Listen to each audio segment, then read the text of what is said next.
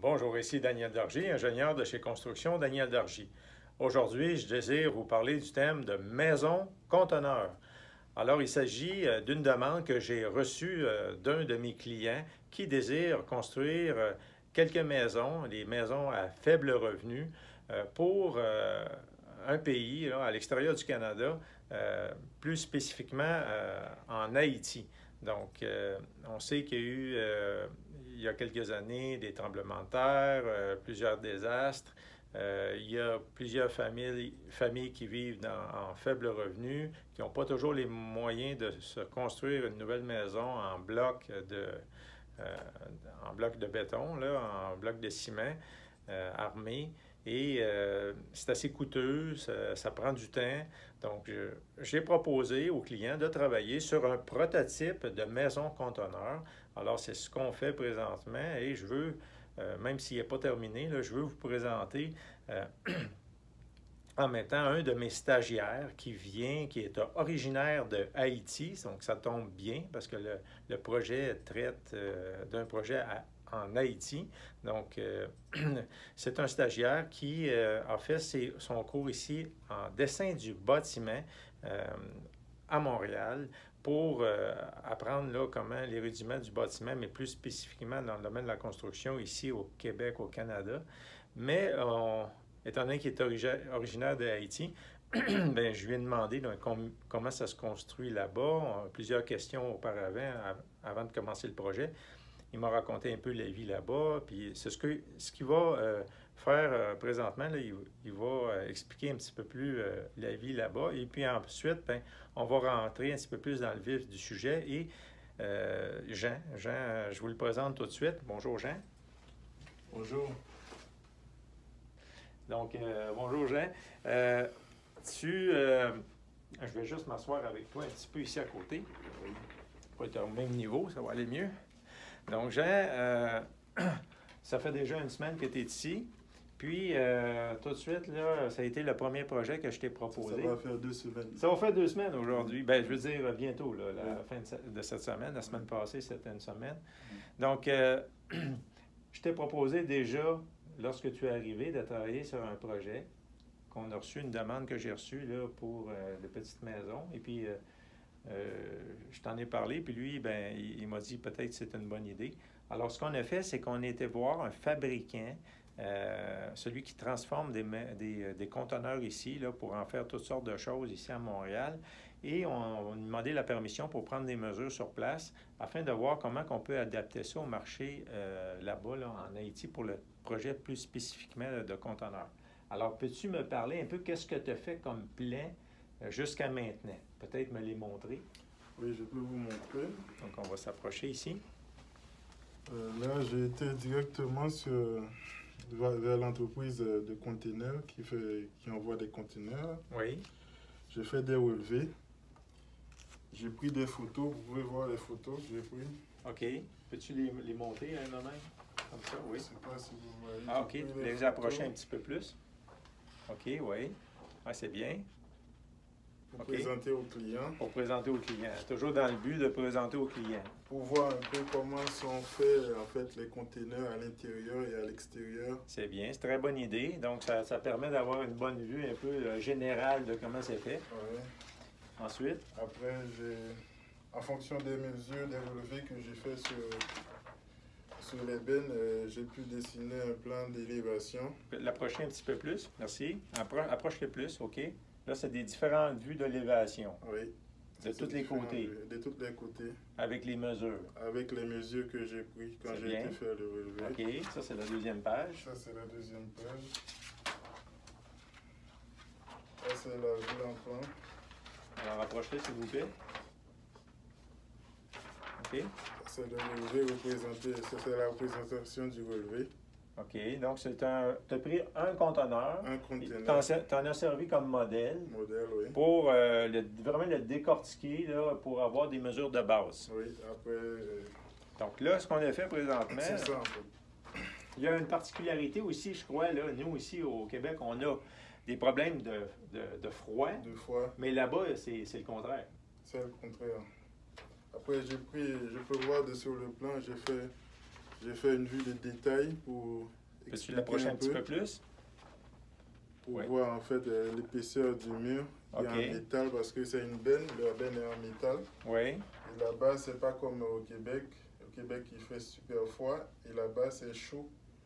Alors, il faut voir en fait avec les gens de là-bas quelles sont les mesures à prendre pour faire l'isolement parce qu'on ne peut pas mettre de laine comme ici au Québec.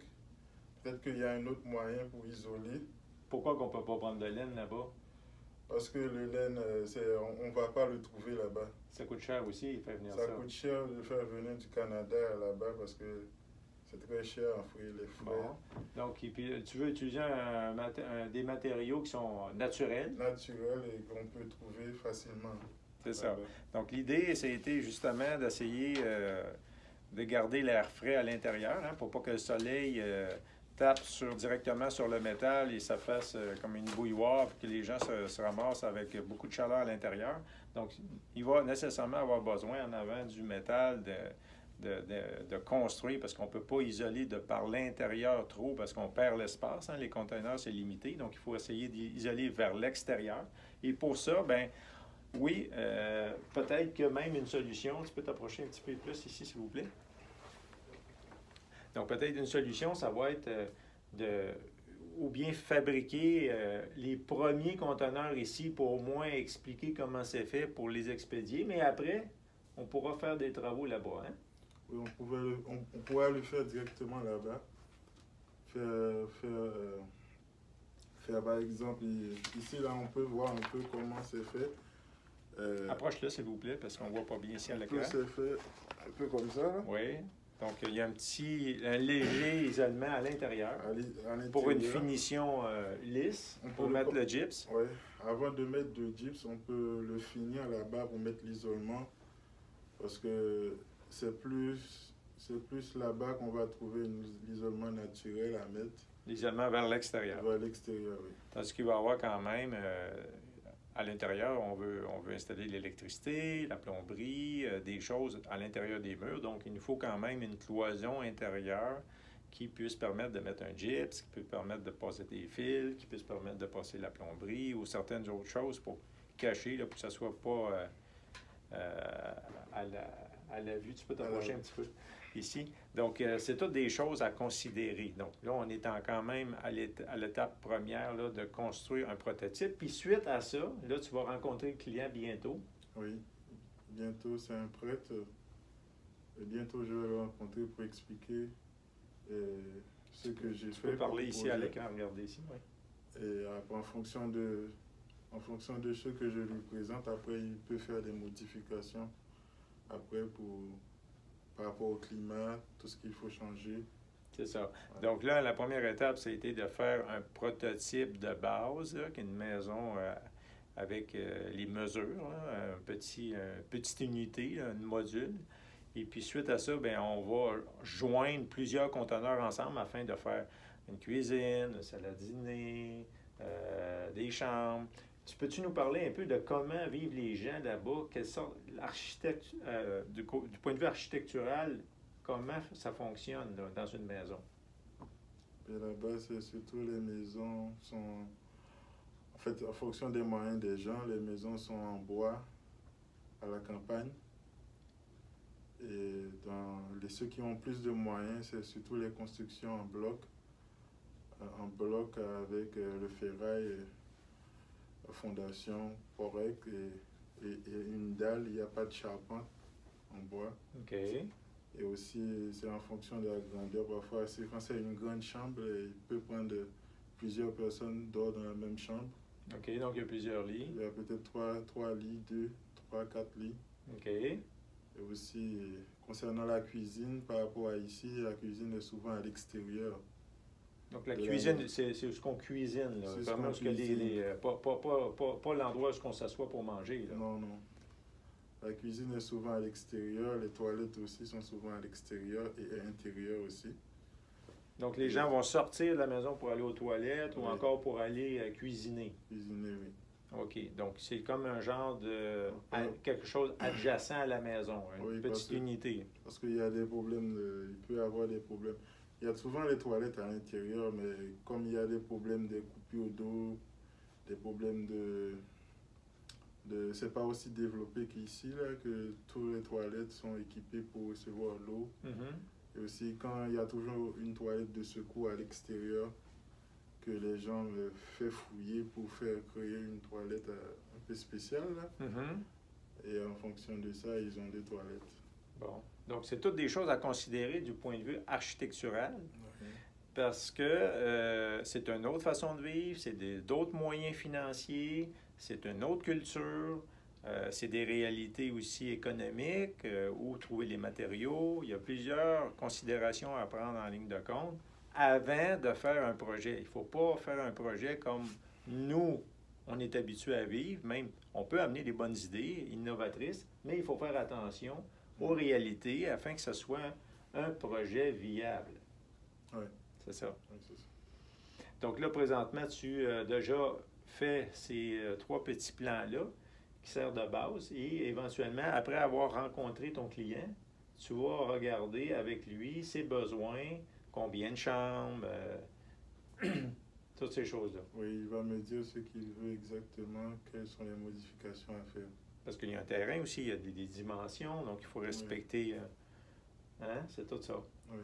Exactement. Donc, c'est une petite présentation pour vous expliquer un petit peu ce qu'on fait ici chez Construction Daniel Dargy.